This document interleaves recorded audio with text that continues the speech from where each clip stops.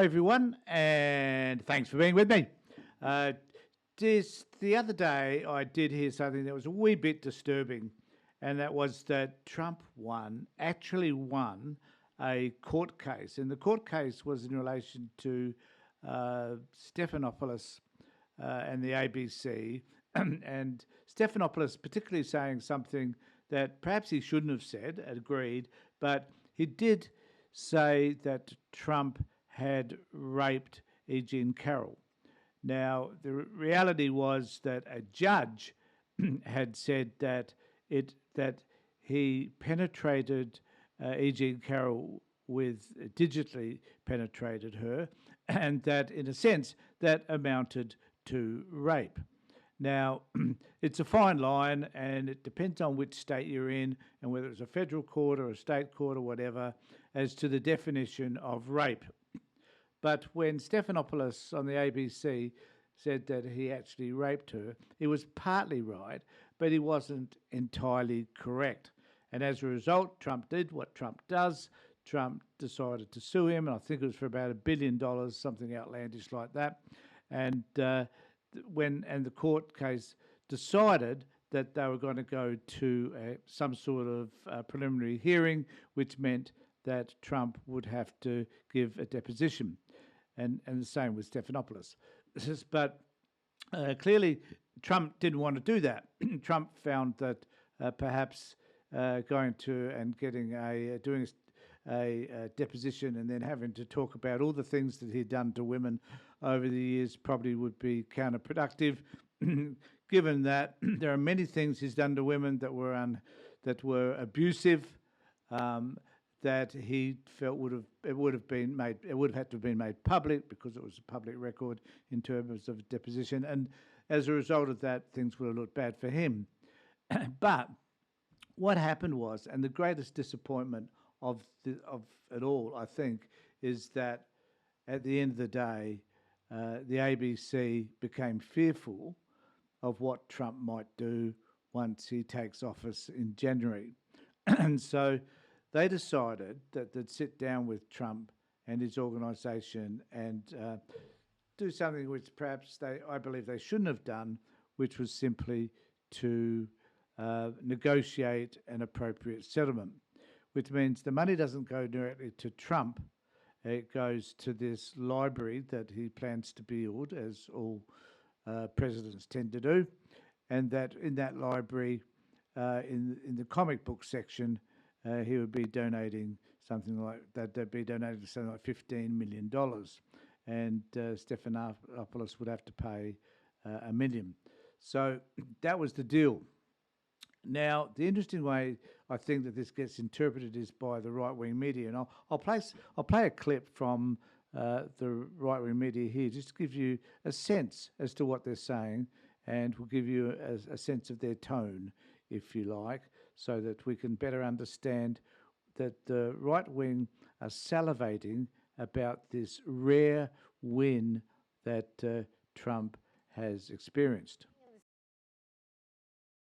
So they just, no one wins, basically, at the end of the day.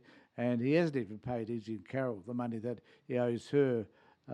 But nevertheless, he does postpone things, and he doesn't win either on many of these cases. And we just need to look at the fact that he's been sued for his fake university, and he had to pay out a lot of money for that. He's had to pay out certain amounts of money along the way for varying things. The disappointing thing about this is that he actually, what actually happened was, in relation to him having to pay this money, was really the ABC negotiating with him about a settlement because they, ABC, are afraid of Trump. Come down like rickety old doors. This one is the case that ABC had with him. They've decided to settle outside of court. It's much smarter doing it that way and a little less money. They've been ordered to pay him $15 million plus his legal fees. So I imagine the entirety of the sum is much, much bigger. This was, of course, due to George Stephanopoulos, an ABC host, claiming the president-elect was, quote, found liable for rape, end quote, which is patently untrue.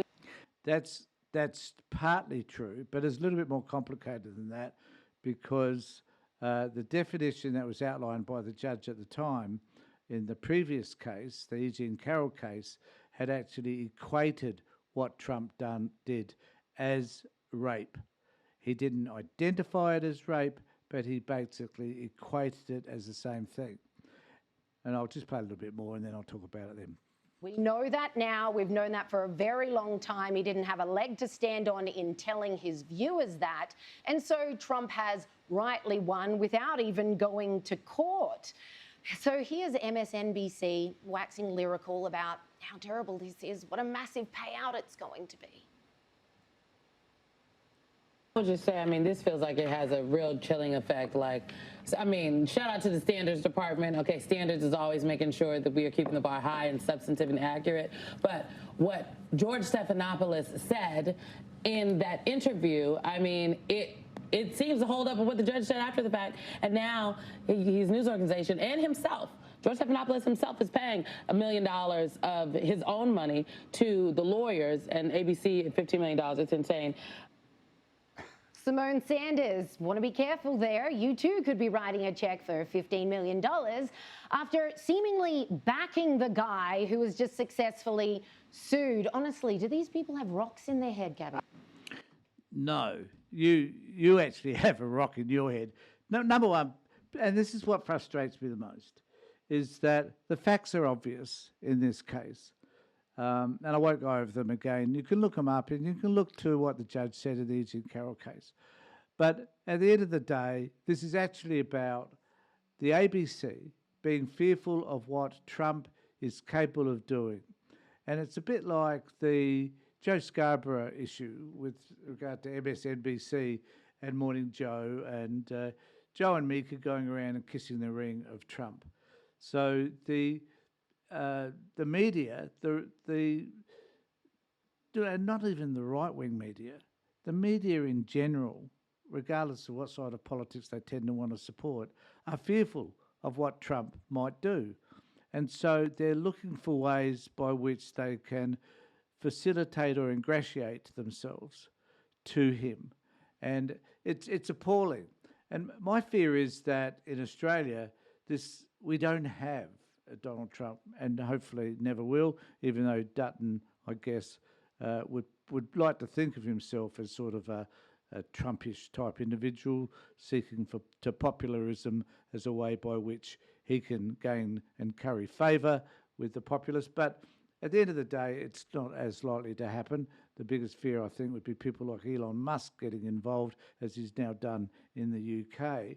So we need to be mindful of all of this, and we need to keep the press independent.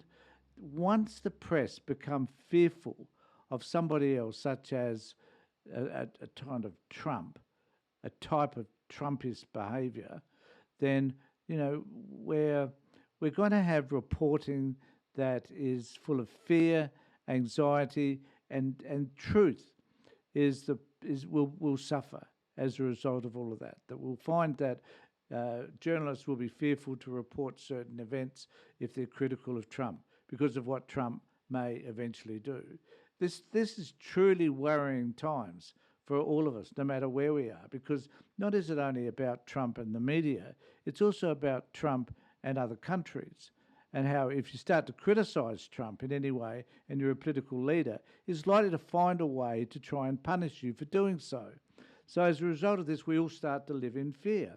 And I think at the end of the day, independent people like myself and other media and other media outlets and podcasters need to start to make a stand against this Trumpist behaviour, because it's going to actually denigrate our democratic system, and it's going to eventually mean that we're not going to be able to trust our media to present to us the issues that matter to us, because everybody will be fearful of the outcome. And particularly if Trump is able to enact some of this crap that he plans to do. If he plans to punish the media, plans to punish those people that present on those channels, then eventually we're going to find that we've got a service, a media service, which actually is beholden to a dictator such as Donald Trump.